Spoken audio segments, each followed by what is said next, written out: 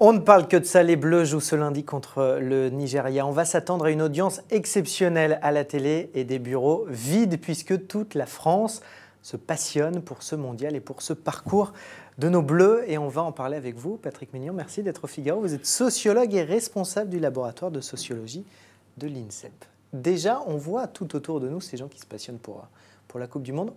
On sait à peu près, ça touche combien de Français? On a une idée un petit peu?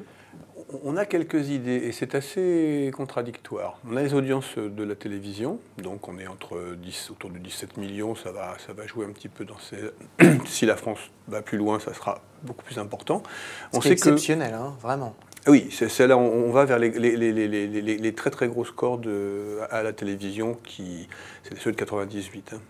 22 millions le record, pardon, je vous coupe encore. Oui, non, c'est ça. Donc là, on a encore quelqu'un un petit peu, mais voilà, c'est les marches qui vont déterminer la croissance de l'audience. On a un deuxième indicateur qui est l'indicateur des Français intéressés par le football.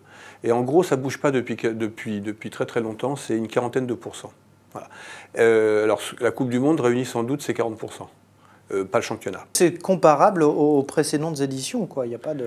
Il y a pas de... la Coupe du Monde 98 a vraiment, de par son issue, je veux dire, et de son suspense, a effectivement donné les très très gros chiffres et la grosse mobilisation pour le football. 2000 l'a plus ou moins confirmé, et ensuite, à partir de 2000, ça a suivi en fait les succès ou les mauvais résultats de l'équipe de France. On soutient les Bleus qui gagnent en fait. On soutient. Alors, il y a un noyau qui soutient les Bleus quoi qu'il en soit. Voilà, ça c'est certain.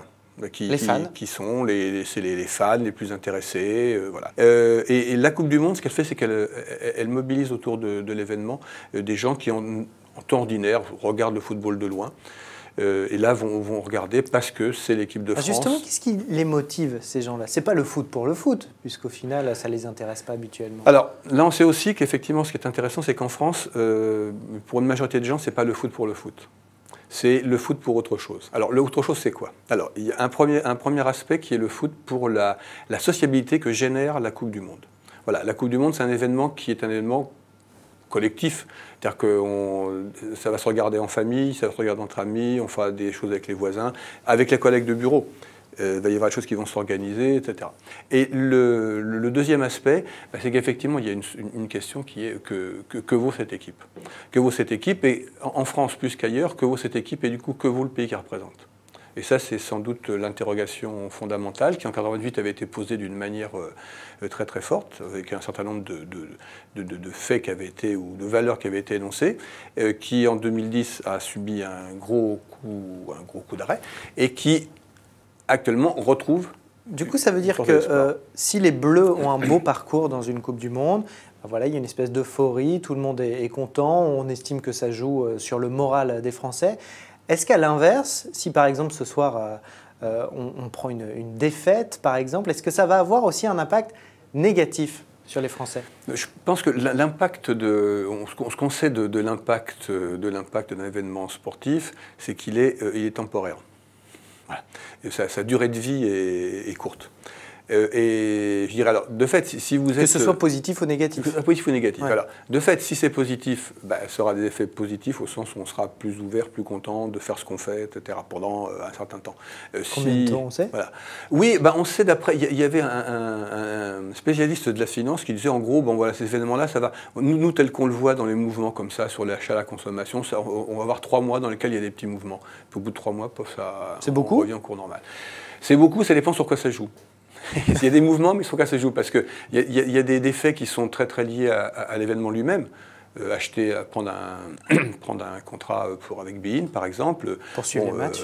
Pour suivre les matchs, aller dans un bar et donc consommer dans un bar, etc. Bon, tout ça, c'est lié à la consommation. Acheter un maillot. Une nouvelle télé, etc. Voilà. etc. Par contre, les autres consommations, qui, elles, sont plus importantes, si on veut, pour déterminer le niveau de croissance, c'est plus compliqué. Même si on voit bien qu'il y a des publicités pour les voitures autour de l'événement, que les marques de voitures sont très très présentes autour de l'événement, parce que pendant si on avait décidé avant même le mondial ou le parcours des Bleus d'acheter une voiture, et que l'image va rester, et que l'image restera, parce que c'est un peu ça l'idée. Idem les pseudo-analyses qui voient dans cet engouement actuel un effet de la crise. Au final, si je vous écoute bien, ça n'a pas décuplé l'engouement des Français pour le foot. Non, la relation qu'il peut y avoir entre la ferveur pour le football et la situation économique, elle n'est pas très très évidente. De fait, quand c'est la crise, je veux dire, le vivre et que si les choses sont belles, ça va permettre de redonner un petit peu ça. Si la situation est bonne, ça va un petit peu l'améliorer.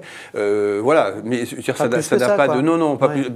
On voit évidemment que les politiques essaient de récupérer eux aussi un petit peu de popularité. On dit que François Hollande pourrait peut-être aller au Brésil si la France continue un joli parcours. Il y a vraiment un gain pour les politiques lors d'un événement comme celui-ci, où là encore, franchement, ça ne va pas changer le vote des Français ni la perception de ce que fait le gouvernement. Non, moi je dirais après la même réponse qu'à propos de l'économie. C'est pareil. Voilà, c'est pareil. Donc, par contre, ce qui change là aussi, c'est que de la même manière que le football attire des sponsors qui auparavant ne s'intéressaient pas au sport, de la même manière, les hommes politiques deviennent sportifs. Parce que c'est pas mauvais d'être vu, parce qu'il y a beaucoup de monde qui regarde. Et que c'est un événement positif. Voilà, et d'apparaître comme quelqu'un qui fait partie de la communauté. On partage la même chose. Voilà. C'est vraiment spécifique au football. Il n'y a pas un autre sport qui peut déclencher le même engouement.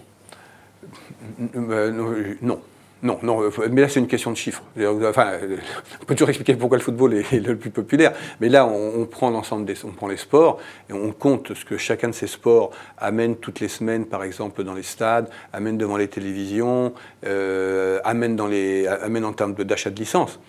Là vous êtes sur un continent qui est très très différent, et comme c'est la Coupe du Monde, l'événement est mondial, enfin le fait est mondial, quasiment dans tous les pays du monde, le phénomène est le même. Tout ça pour dire qu'il ne faut pas surestimer ce qui se passe autour du mondial. C'est un bon moment, à l'instant T, mais il ne faut pas y voir plus de phénomènes ou d'analyses. Il y a une vraie question de mettre le football à sa vraie place. Alors on appelle ça surinterprétation ou surestimation, comme on veut. C'est-à-dire lui donner la signification qu'il a. C'est un sport effectivement qui est très populaire, qui produit des émotions. Ces émotions, elles ne sont pas purement footballistiques, elles sont liées à des questions de savoir qui je suis, quelle équipe que je soutiens, etc. Mais voilà. Mais voilà, c'est ça veut dire ça. Donc si ce pays que je soutiens gagne, je veux dire, je confirme ou je suis content d'être ce pays qui a gagné. Mais on ne peut pas aller au-delà de cette interprétation. Voilà.